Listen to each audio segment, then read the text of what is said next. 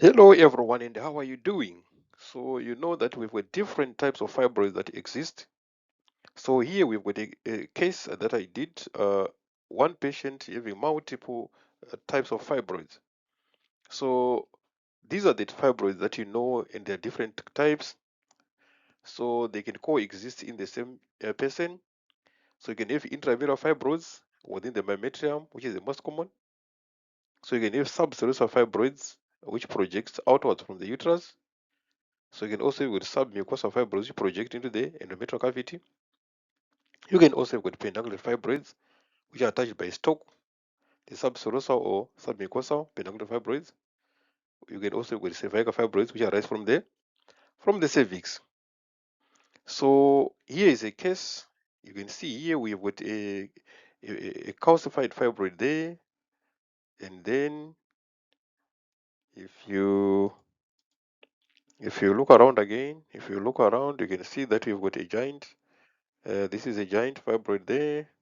So this one is a transmural fibroid. This one is called a transmural fibroid.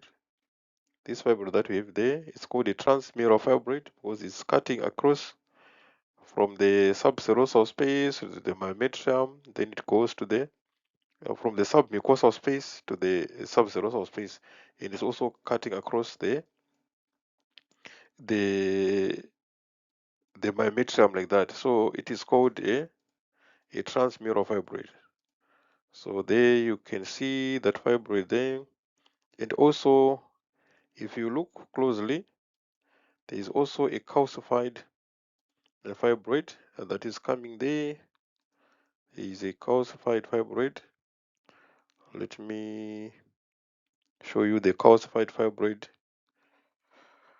Let me show you the calcified fibroid.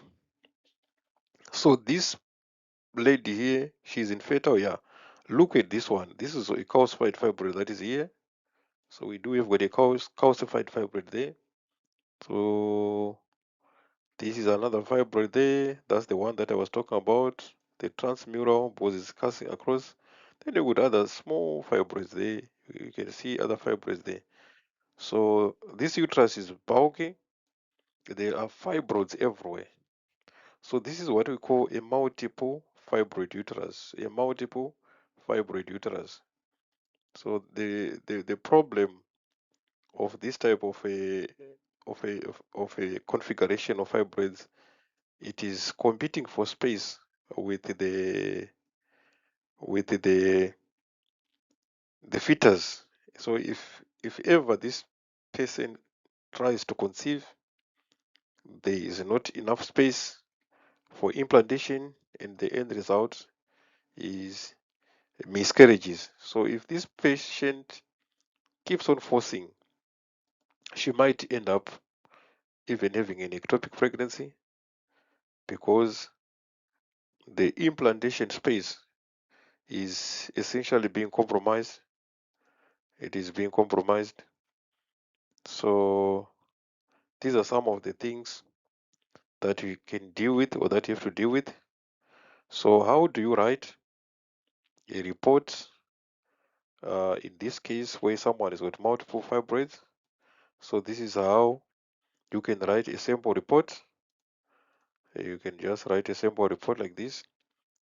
Multiple fibroids appear as well defined solid masses.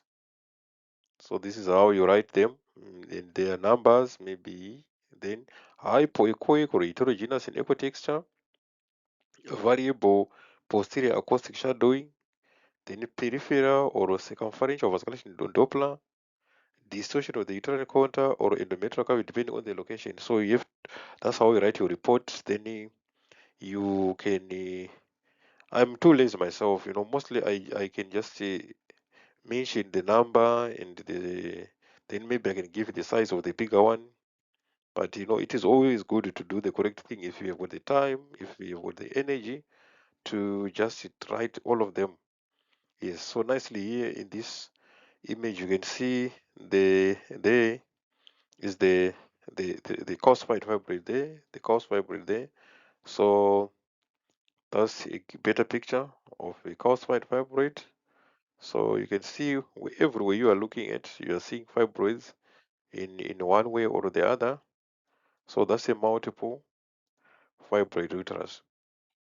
So it is very important to document the the the, the fibroids. They can also cause anemia. So this patient is infertility and anemia, or they are competing for blood. They take a lot of blood for feeding, and they can cause anemia.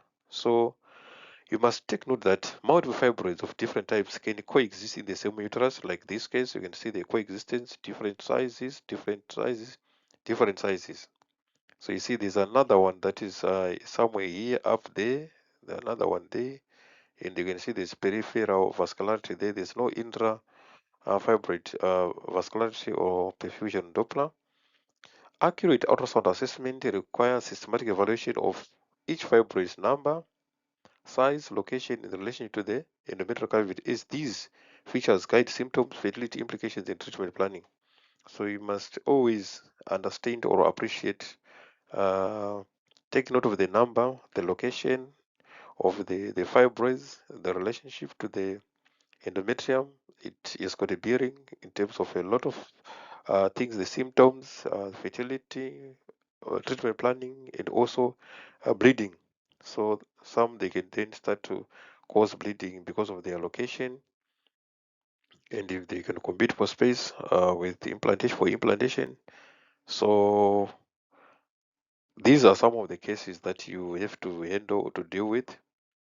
Do not ignore or become just lazy to not mention the extent of the fibroids, because this is got a gynecological bearing in terms of assisting this patient. Should a myomectomy be done, or should a hysterectomy be done, or observation? So those are the things that you should also look into. So some they also like the figure classifications of the fibroids.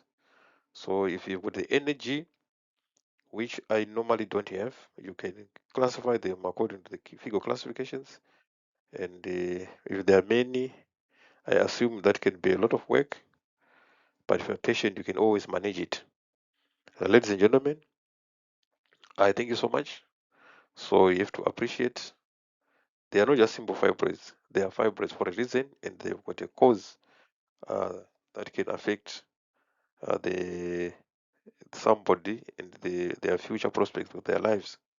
Thank you so much. Don't forget to subscribe our channel. Enjoy the rest of your day. Bye.